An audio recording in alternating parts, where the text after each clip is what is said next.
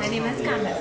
I'm with Youth Business Trinidad and Tobago. We assist the young unemployed persons between the ages of 18 to 35 who are citizens of Trinidad and Tobago and are unemployed. We provide assistance in 4 ways basically. We give them loans, we give them mentoring, training, and networking services. So our maximum loan size is $30,000, and we assist the individuals with whatever they need in order to start the business. Right. Tell me, how do youths get to know about your services? Well, we are a non-government charitable organization, so we don't have the funds that most organizations have to advertise, full-page ads, etc. So when we have exhibitions like these, this is how we get the word out. We have entrepreneurs, we try to put in posters into their businesses, word of mouth, our website, Facebook, we try to get out as much as possible. This is pretty good because this is our final question. Sure. This afternoon there's a session specifically on ICT and youth, and the service that you guys offer could really align with some of the young entrepreneurs trying to get into the business, trying to start some ICT business. So one of the biggest questions is, where do we get funding from? And it's good to see that you guys believe in the youth, and I hope that it gives the youth the encouragement to pursue their dreams, knowing that you guys are backing them financially. Well, we are able to assist a maximum of 30,000, right? So if that is something that they will be able to work with, we are more than willing to provide the assistance. We actually have one of our entrepreneurs will be speaking this evening, Quincy Robinson from Studio 53. So I hope you'll sit in the session to hear it as well. Thank you very much. Really Thanks so much.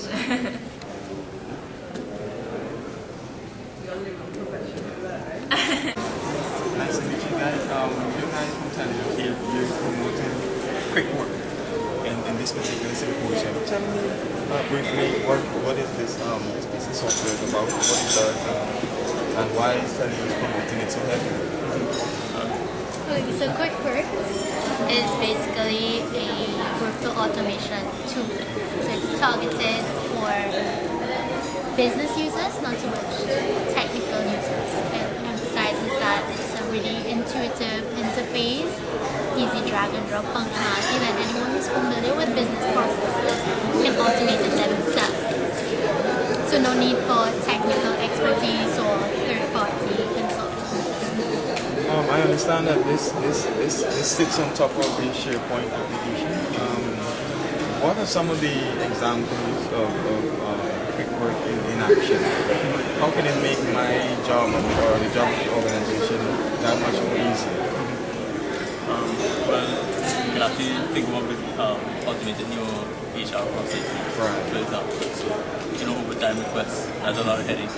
People have to fill out forms on paper, carry it to somebody.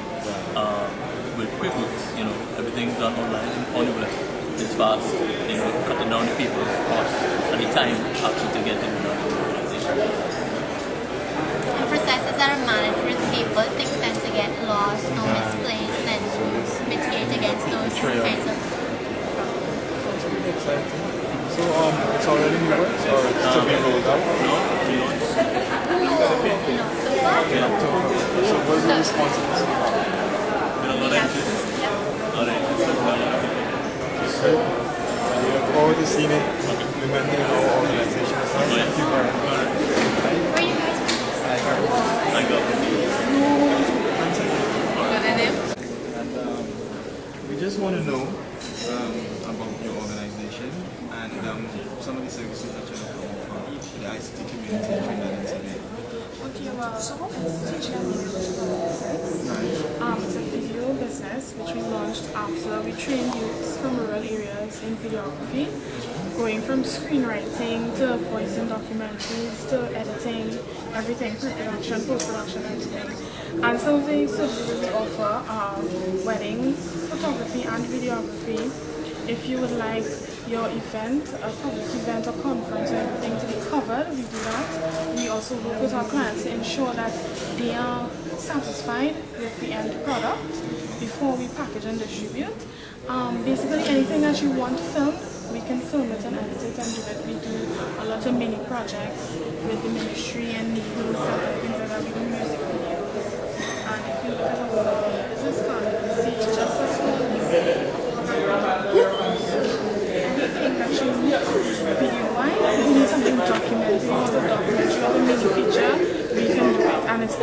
and by youth.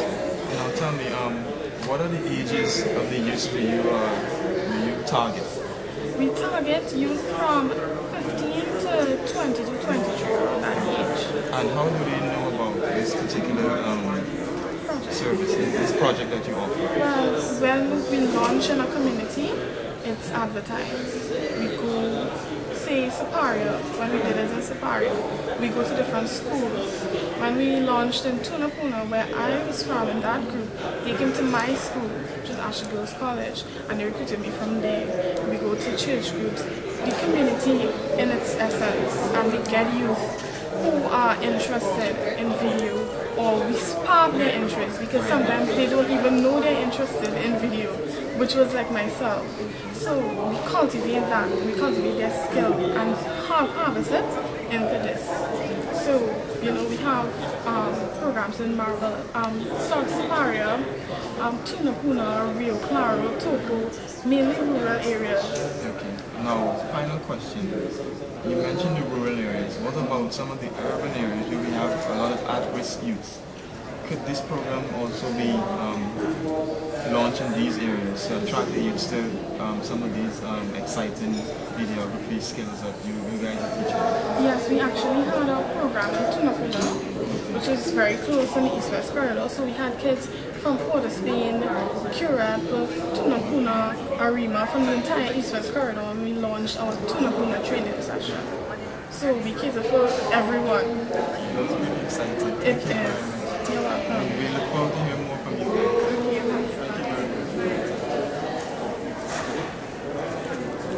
Now, tell me about your company, Anime Caribbean. Why the name? Anime Caribbean is not really a company, but it's more associated with a festival. Anime Caribbean Festival of... Anime Media International. How long has this festival been in?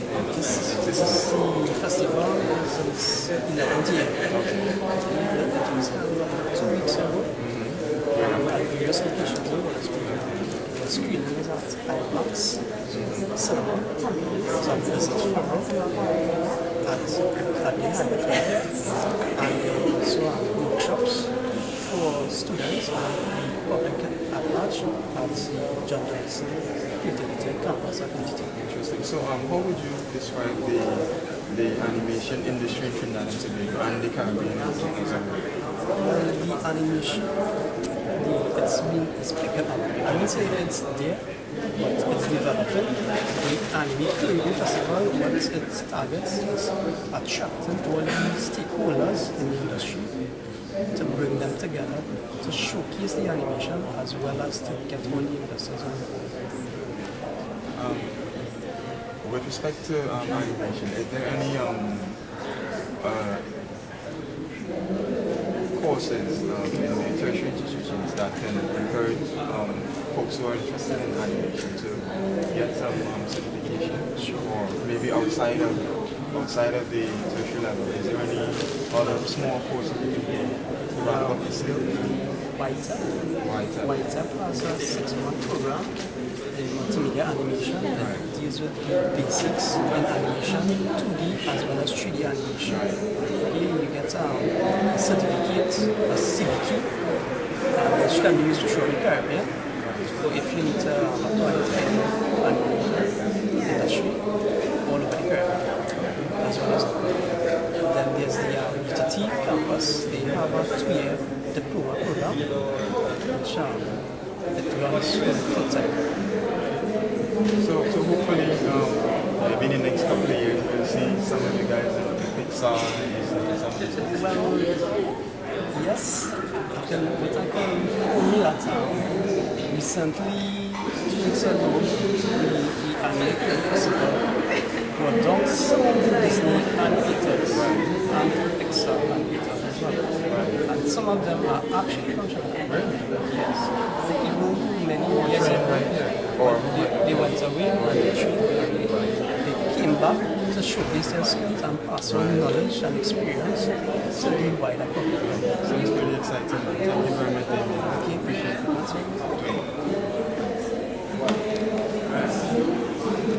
And we're here with Lisselle from InvestTT. Lisselle, we're here at the symposium. Could just want to get an idea of what you guys do at InvestTT, some of the services you offer, especially for young entrepreneurs who are looking to get into business, trying to start up an ICT company. For example, myself, where do I go? What do I do?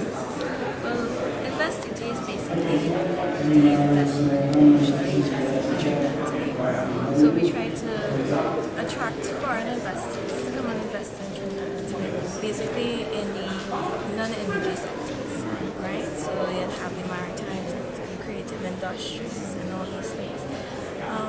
We help local companies by giving them direction, linking them with the foreign investors and stuff like that.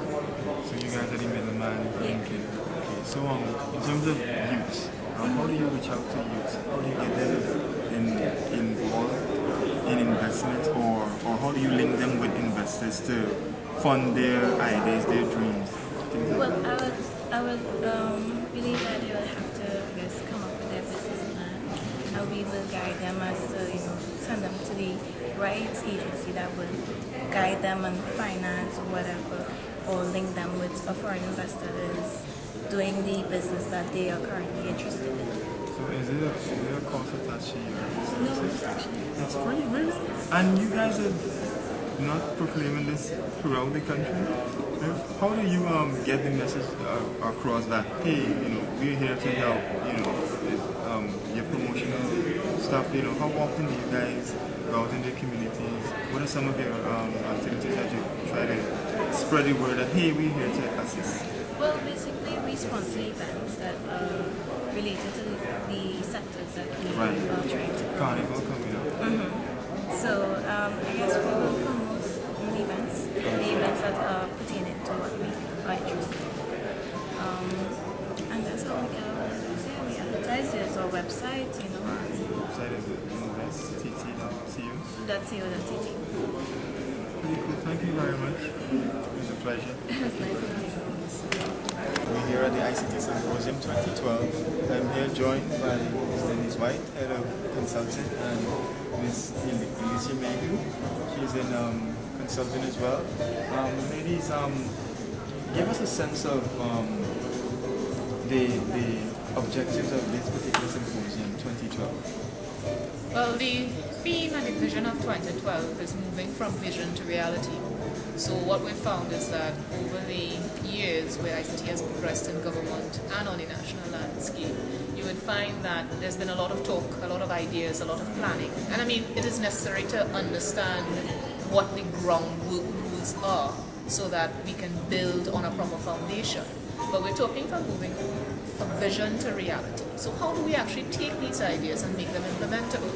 And then what are the outcomes that we're going to be measuring to say, have we indeed seen these programs put into place and have had positive impact on the landscape, both for government and at the national level? Ms. Mayhew, you're a young person. Tell me, how can this symposium raise awareness of ICT issues, especially for young people who want to get into this particular industry? We're having ICT in Youth this afternoon. What are some of the things that you're expecting to be realized in this particular session this afternoon? Okay, that's a good question. Part of the business development unit within iGovTT is spreading the word of what iGovTT is all about. In terms of the youth aspect of it, represented at the symposium this year, we have a lot of startups. So we have one of the booths is Anime Caribe, and they were actually interested in startup in terms of funding, etc. So as part of the business development unit, we were able to actually redirect them to like ICT Connect portal where they can get further information. We were able to redirect them to other government interests in, for example, NAMDEVCO, as well as the Trinidad and Tobago Venture Capital Company. In terms of youth, what they should expect and what I am expecting is that we're going to reach a broader base. We're going to be able to touch a few more lives indirectly. What we do at iGovTT is we're laying the foundation for future generations. So in terms of our youth sector, they should be avid fans of what it is we're doing, and we hope that after the sessions this afternoon, they come away with a little more knowledge and direction in terms of you may not be able to see a building that says start here, but at least we give you the roadmap to get there. Thank you. Ms. White, how do you think government and the private sector can work more harmoniously in achieving an ICT Trinidad and Tobago that is more ICT enabled? What do you think is the best approach? Well, government's role largely has been a policy.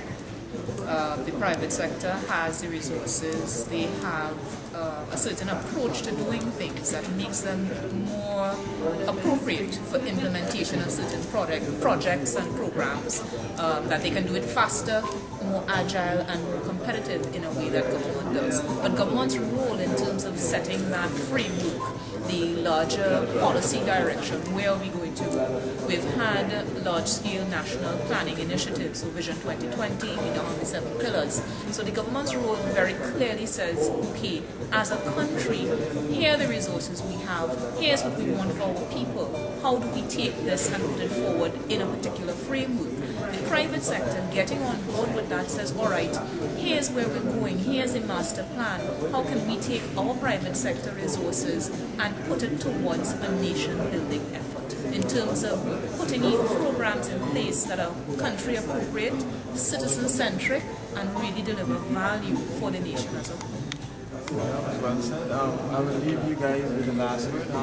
What are your personal views and your personal hopes and aspirations for ICT growth in Trinidad and Tobago going forward? Well, I have been here from the inception. I was at the first ICT Symposium in 2008. The progression from that, we saw development in terms of the TT Connect channels of delivery, where we launched in the 2010 Symposium, we launched the TT Connect bus and the mobile solution for TT Connect. Out of 2012, I'm hoping that we can see greater collaboration between government and private sector. I believe that relationship has grown exponentially from the first symposium in 2008 to 2012. So what I expect to see is better growth and better collaboration.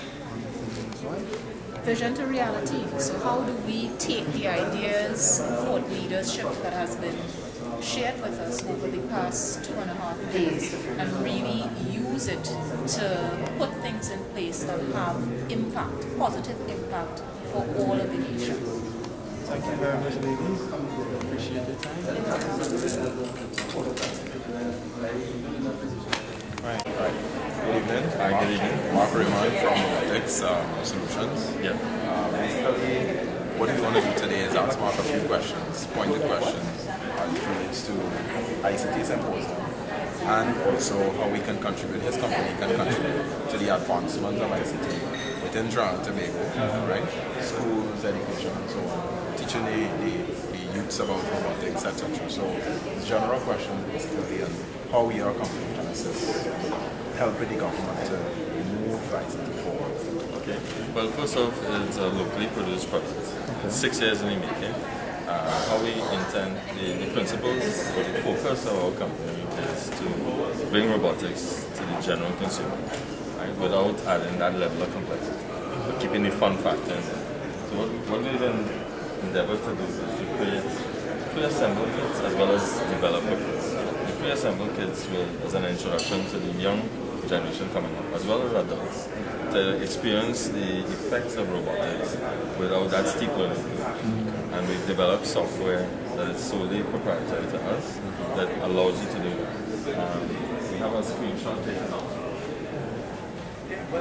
one of the general interfaces, and from a glance, it looks initially slightly overwhelming. Right. But what we captured is a heads-up display which allows you to interact with your environment. The left is the configuration of the console. Our right is the first teaching aid. What it does is allow the user to appreciate when you configure, and usually traditionally when you configure software or hardware, you have to go behind the scenes and do the hardware. What we allow you to do is see when you connect the hardware, how it affects the software and vice versa. So there's a learning component. Now, the fun factor is that we developed our own scripting language, which allows you to interact with the environment. So what's traditionally the handicap with programming is if you don't have that passion, you're not intrigued. But now the fact that if you change a value it moves, it interacts with the environment. So let's say it moves over, you see a servo moving or motor or sensory input. So it keeps the interest of the students. So that's where the fun factor and teaching aid for students. And it doesn't end there. So we're taking it to going through the different grades in the education system. So you have the primary school is introduction to. Secondary, they start to develop programs and interact with environments.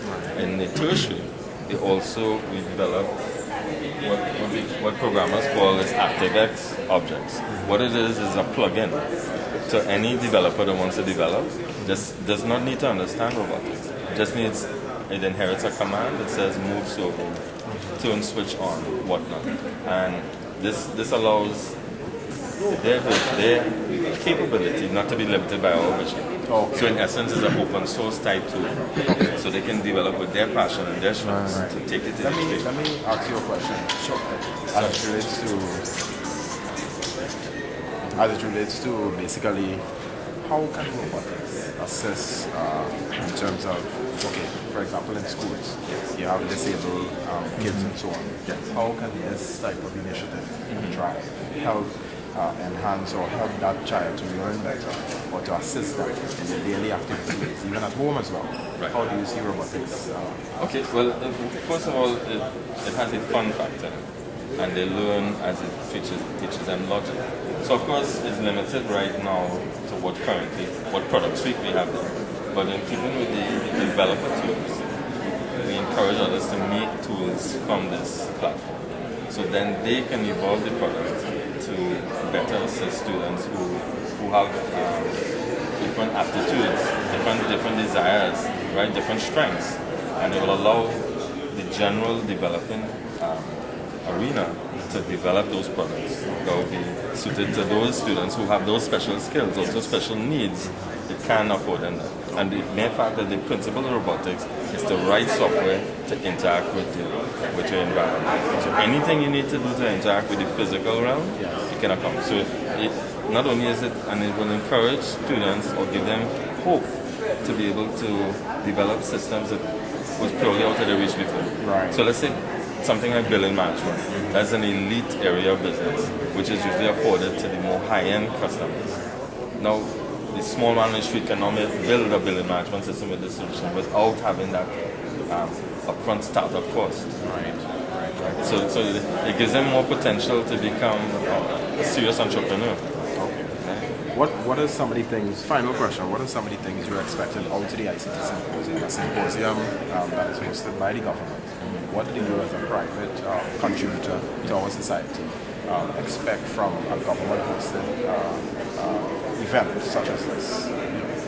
Well, primarily the exposure and to bring awareness that we exist and to ensure that we instill pride in locally produced products, right? And rally that patriotism and push the product and encourage other entrepreneurs to say, look, we can do this here.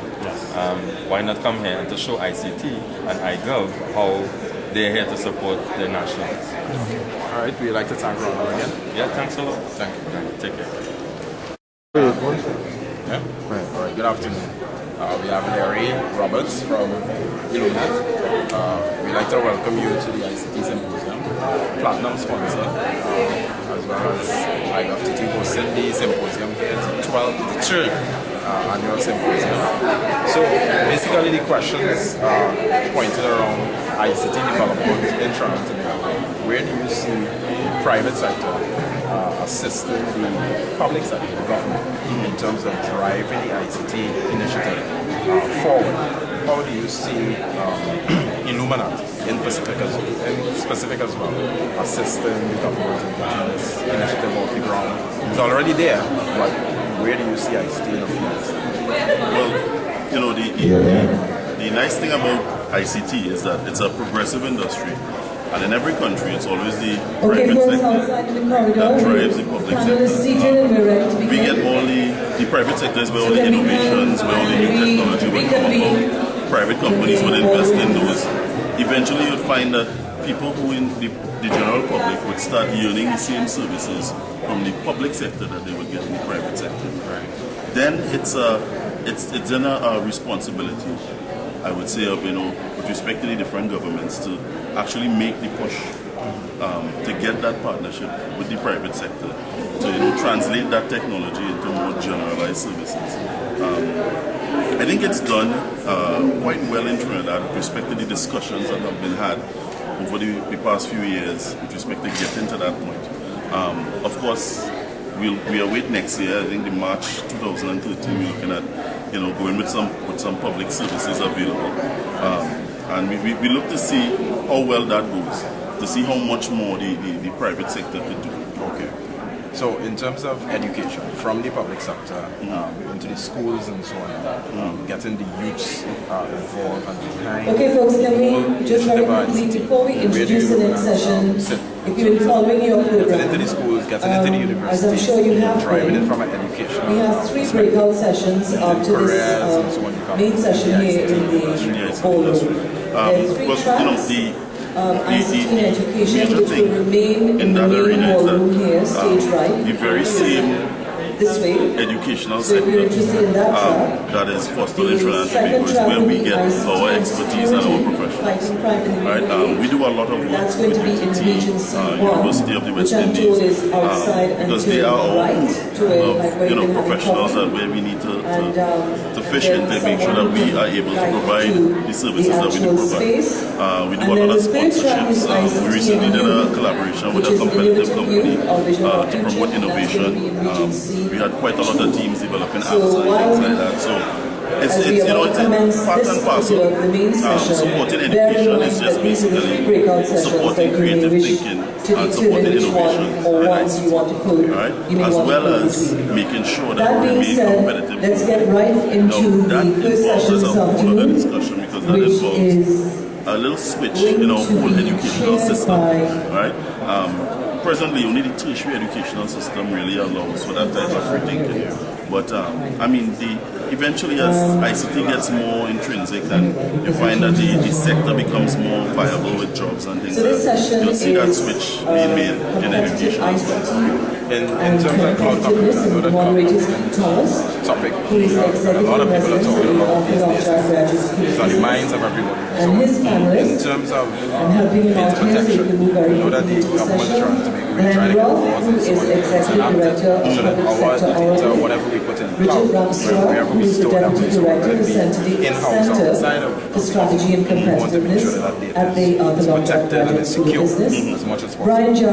Where do Illuminati see themselves in terms of that type of initiative and bringing international standards in terms of cloud computing and other services and so on here locally and extending that regionally to the Caribbean? Well, Illuminati being the largest ICT company in the region, the regional initiatives are a little simpler for us because we have offices in 3 other countries in the region.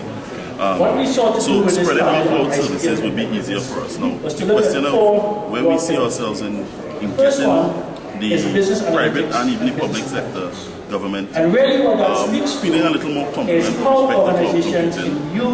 I think technology is something you would only feel comfortable with reports from other countries with respect to use. I mean, and there are a lot of options when it comes to cloud computing. I mean, the government could actually have a cloud service just provided for them, right? And there's the whole public versus private cloud. A private initiative. It would actually cost more than the generalized cloud environment, but it actually would give that assurance and that confidence in using a cloud system.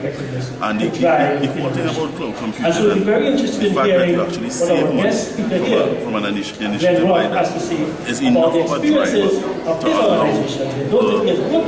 any change that needs to be done or any modifications that need to be done to the present system is enough of a driver that you will find that governments in foreign countries, they have let go.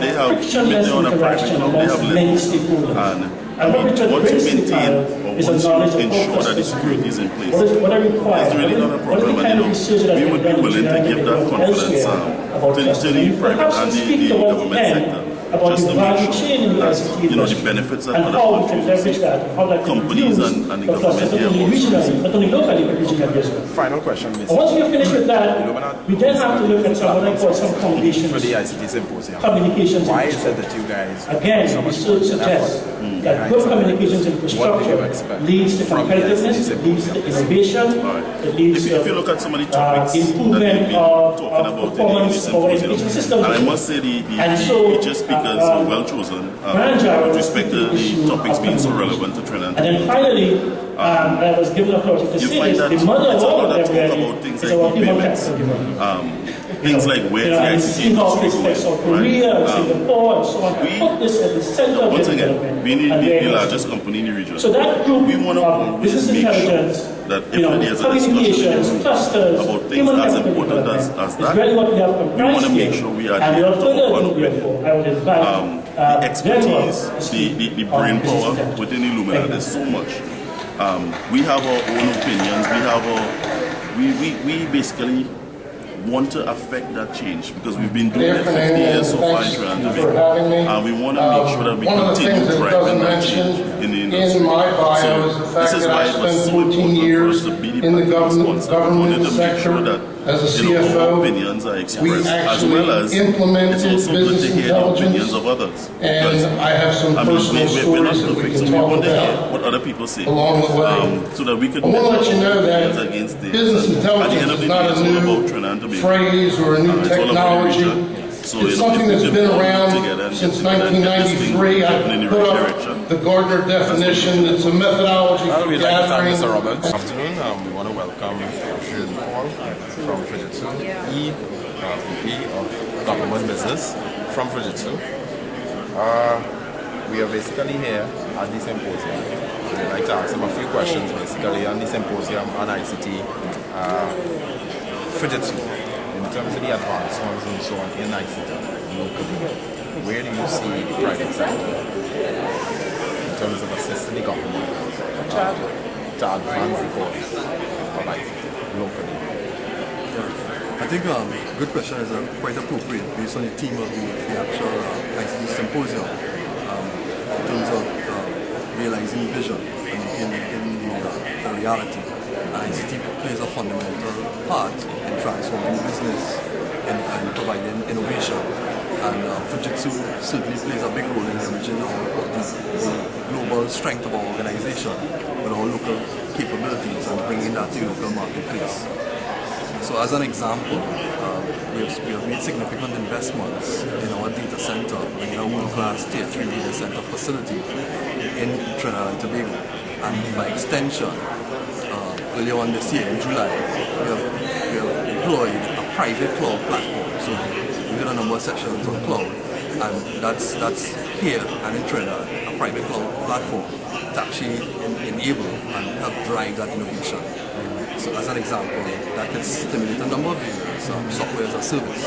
So help develop young application developers, entrepreneurs, in terms of going to market quite easy with a cost-effective platform. You're not having to buy hardware, host it. Everything is taken care of at a competitive price. Okay, so you mentioned cloud and you mentioned the advancements of cloud and so globally. Technologies are basically getting cheaper. Companies are now going to the cloud, leaning to companies to assist them in terms of actually achieving their ICT goals and so on. They are no longer buying ICT equipment, they are no longer going out there and hiring or training up people. They are actually leaning on cloud providers to actually get their work done. So, and you mentioned that Fujitsu have deployed a few services and so on against the cloud. Do you plan to expand that now to new region? Seeing that the ICT Symposium, although it's hosted here, it's more or less focused on the development of the region. How do you see Fujitsu playing a role now, Caribbean-wide, and stretching that service outside of Trinidad and going? Right. Absolutely. So Trinidad is our first data center, and from there we actually are able to drive our cloud solutions across the Caribbean area, and that is definitely the intent. So again, a number of the sessions yesterday, the ministers were speaking about how CARICOM and Pan-Caribbean governments to come together to drive shared services and not duplicate effort. So what Grenada may have done, what St. Kitts, what Jamaica, Trinidad has done well, Barbados, etc. Let's leverage those capabilities, and cloud is a platform to facilitate that. In terms of access and so on. Okay. In terms of the government, as was mentioned yesterday as well, if we have like a regional legislative body, so to speak, we lay laws in Parliament and so on, it's basically across the board for the Caribbean. How do you see that affecting not only individual countries like Trinidad and Tobago and so on, but as well private companies like yourself trying to get regionally and so on? How do you see globalizing legislation in terms of the region affecting anything? Or should it be considered as an advancement or help? Absolutely. I think those things will stimulate the whole sector and adoption of the technology. A lot has to happen on the local level in terms of legislation, in terms of data protection, e-payment, transaction acts and so on. As well as, I think, a sense of security in terms of collaboration and CARICOM in taking those things across will also assist. Okay. And finally, in terms of schools, as you know, the government basically launched it, ECAL project. We have a lot of other things coming on for the universities and so on. Where do you see private companies like Fujitsu and so on getting into the school, the young people, the primary school level, high school level and so on, and driving ICT, helping these people to choose career in ICT? Where do you see the educational side of now coming into play for private companies? Right. So again, fortunately we were involved a couple of years ago in terms of computerizing secondary schools, and by extension, the secondary schools have the foundation core infrastructure to allow that whole laptop program to take off in terms of providing secure connectivity, access to high-speed internet and so on. And again, we see ourselves playing an integral role in terms of cloud platform in facilitating applications in terms of educational content, could be locally developed content on a platform that provides that access, that wide coverage across Trinidad. Okay. Coming back to the cloud question, final question basically. Now, in terms of cloud computing, it's a topic that we're going to drill for years to come and so on. But in terms of the security of the data, how secure is my government information transfer going to be in your cloud, their solution and so on? And should I put my data outside of Trinidad and Tobago, let's say in a data center in the US or Europe? How do you see, or do you see cloud computing being more or less stifled by these kind of questions in terms of security, etc.? And do you see Fujitsu advancing its technology to more or less wipe away that fear from government? So I think that's a good question again, and that's one that we have to go and communicate effectively with governments, with citizens, with private sector and so on, to transform that myth. And really and truly, right now we see the federal government in the US, they have declared a certain amount of services should be outsourced to the cloud. As an example, we're seeing world-class companies in the financial sector, airline industry, etc., using cloud as a alternative means to transform their business. And the security inherent in cloud, certainly from our platform, is extremely secure. Even probably more secure than some of our traditional on-premise, build, operate traditional solutions.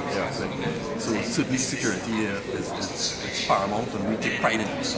And it's our particular platform is based on a Fujitsu certified global standard, which is designed globally. So it's replicated. So it's not like Trinidad and Tobago Fujitsu. We actually design it. It's based on a global standard, which security is a big part of it. So today, we're proud that we have customers in various sectors, even finance, on the private cloud platform. All right, so we'd like to thank you again for joining us at such a short notice. Thank you. Thanks a lot. Thank you very much.